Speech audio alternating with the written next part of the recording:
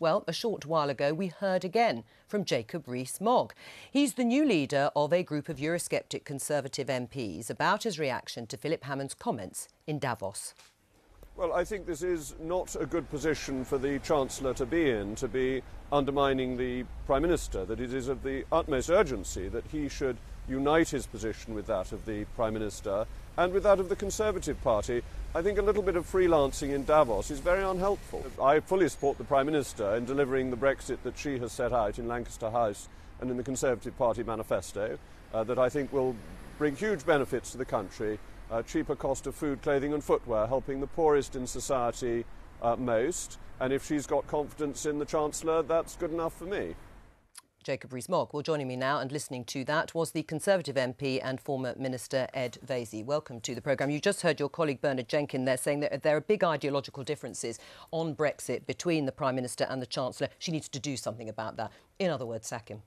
Yes, I heard him say the Chancellor should be sacked for giving a speech that word for word was government policy. I mean, I wonder whether the people who sort of troll me on Twitter and have actually read what the Chancellor said. So I backed the Chancellor, and then I got people saying, oh, Ed Vaizey backs the Chancellor who wants us to stay in the customs union. If you read the speech, he says we're leaving the single market and the customs union. He was giving a speech to business leaders where, quite rightly, he wanted to assure them that there's going to be a smooth Brexit and that hopefully the people who actually create the wealth in this country, who employ people, will have a smooth transition to these new arrangements. Right, but for some reason, people then jump up and down on his head for saying it. Because he also said that there should only be a modest change to the relationship Britain has with the EU, and he echoed the CBI, the Confederation of British Industry, by saying that Britain could be part of a customs union.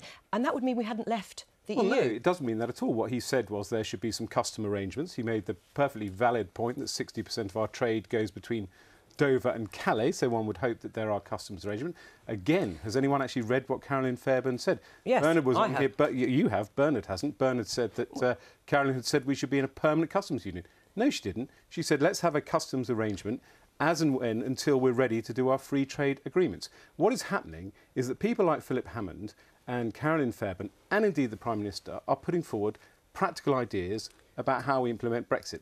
And Brexiteers come tour the television studios saying it's outrageous, but they won't tell us what they actually want. If you want regulatory Well, he's just said regulatory divergence. What does that mean? Right, well, he wants a completely different system in independence. If you have your maximum trade with your European neighbours who are physically close to you, it would make sense to have, broadly speaking, similar regulations. We're just implementing the GDPR, the General Data Protection Regulation. It's a European directive that we helped negotiate as members of the European Union, and the reason we're implementing it is because we want data regulations that are similar between Britain and Europe. Right. I don't see anything wrong with that. I don't see that as a loss of sovereignty. I think it's a perfectly sensible and practical measure. Except that Theresa May and Number 10, I should say, then slapped down the Chancellor for what he said.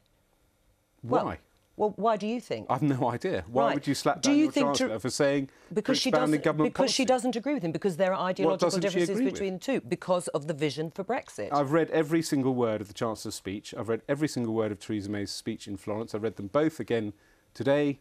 I can't see any difference between the two. Right, but modest changes, those words are what upset Number 10, because they are espousing something that is going to be a radical, dramatic difference when Britain leaves the EU. He talked about leaving, he said it's very clear we're leaving in March 2019. He said it's very clear we're leaving the single market and the customs union. I see nothing wrong with the Chancellor of the Exchequer of Britain saying to a group of business leaders that hopefully over time the changes that they see will be relatively modest in the sense of these people who are trying to run businesses and export to the rest of the world. So do you think that Theresa May, it was unnecessary for Number 10 to slap down the Chancellor? I have no idea why they would slap down the Chancellor for expanding government policy, word for word government policy. Right, what do you say then to Jacob Rees-Mogg when he took David Davis to task for a negative tone, not optimistic enough about the Brexit negotiations? Is he right? Well, I thought David Davis and Jacob Rees-Mogg were meant to be on the same side. I mean, they're both Brexiteers. Yeah, but what do you make of the fact that he doesn't think there is a positive enough tone on Brexit? Well, again, that's what I find so odd about all this. Again, if you read what Philip Hammond says, he spends the first half on Brexit. He's trying to say to business leaders, we're going to do this as smoothly as possible.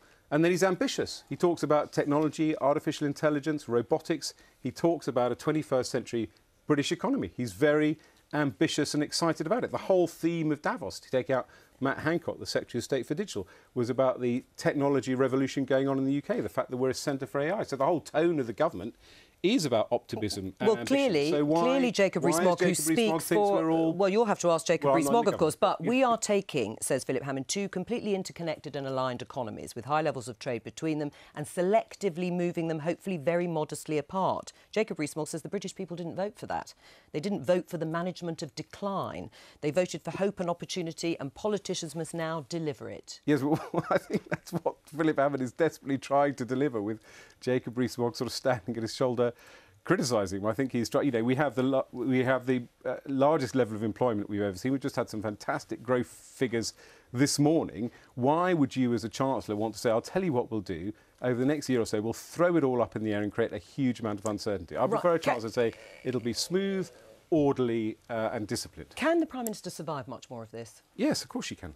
And should she? Yeah, of course she could. I mean, how much disillusionment is there amongst your colleagues on the backbenches about her leadership and the Brexit negotiations? Well, look, I got very depressed after the party conference and mouthed off in a radio interview, and I coined as a result the acronym DRIFT, don't use a radio interview for therapy.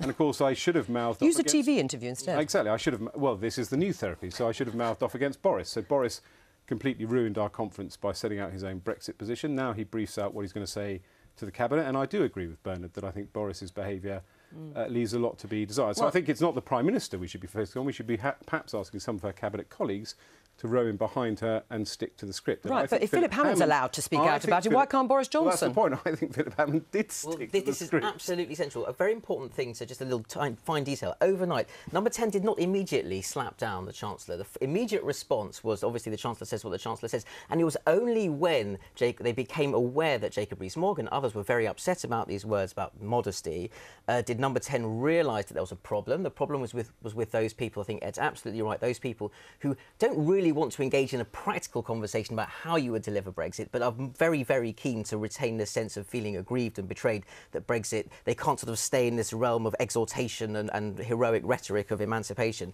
They don't really want to get involved in the detail. They were very upset. And so the Prime Minister felt she had to distance herself from the Chancellor. But Ed's absolutely right. The Chancellor was basically saying government policy. And the most important word that you heard Bernard Jenkins say earlier was the word if. If there is a difference ideologically between the Prime Minister and the Chancellor, well, there isn't, really. She has given the Chancellor permission to do the Brexit that discreetly she is doing. Right. But she doesn't want to front that up with those people on her backbenches who think it's going to be a betrayal. Claire, what do you say to that? I think that the vision of Brexit as a kind of stable, serene, modest affair is what is most affronting and most worrying. And I know that the disparaging term Brexiteers is used, but I think it should be worrying for anybody who voted Brexit, or indeed anyone who voted Remain but want Brexit to mean something.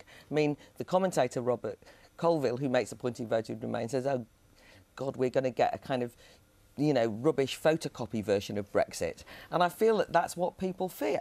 And I think that what the Chancellor said when he's reassuring those business leaders who vociferously and viscerally supported the Remain camp and saying, don't worry, everybody, it's all going to be fine, for those of us who actually want it to be an opportunity for a restart, a kickstart of the British economy, which nobody should be complacent about. I mean, I'm sorry, but taking Matt Hancock out and talking about AI is not what is needed. We need a hugely a dramatic new vision to shake up the problems of British productivity and of the economy. So when you say, and I agree with you on this, when you say that I think that there's a danger that Philip Hammond and Theresa May have the same ideological, I fear the same thing, which is a kind of dull technocratic attitude when it comes to implementing Brexit because they have to, because that's what the people said, rather than grasping this as an opportunity for an autonomous go at organising the British economy in a different way. Right, because otherwise the UK is not going to be truly independent in the way that Theresa May implied in both her speeches on this. Well, I mean, I was sort of with Claire sort of halfway through until you get sort of, you know, we even as members of the European Union, we were free to reorganise our economy in however we wanted it. We could have voted in Jeremy Corbyn while we were members of the European Union and nationalised everything that moved if we wanted to reorganise our economy in that way. I mean, I'm sorry it's incredibly dull and boring to want to preserve British jobs and to carry the path on that I think was set out by David Cameron and George Osborne of turning this country around. But that's not what the people voted for, is it? 17.4 million. Well, the point is voted. the people, we know that is at the heart of this, and what Raphael said was very true, I think, which is that the people voted to leave the European Union. The people didn't because they weren't actually asked to say what they wanted as an alternative. People like Theresa May and Philip Hammond are trying to put forward an alternative, and when they are criticised, they're criticised by people who will not tell us what they actually want. Do you think Philip Hammond's safe, even though, I mean, our Prime Minister said she's got confidence in him? As Bernard Jenkins said, that's always worrying for a Cabinet Minister when it has to be stated. Well, there's nothing you could do about all that, is there? So, I mean, look, I just think Philip Hammond, I cannot understand why he's being criticised for supporting his Prime Minister and the government. Right. Leopards, or the leopard should be let out Yes, of the case of Bernard the Jenkins. leopard is going to be let out of the case. Is that Theresa May?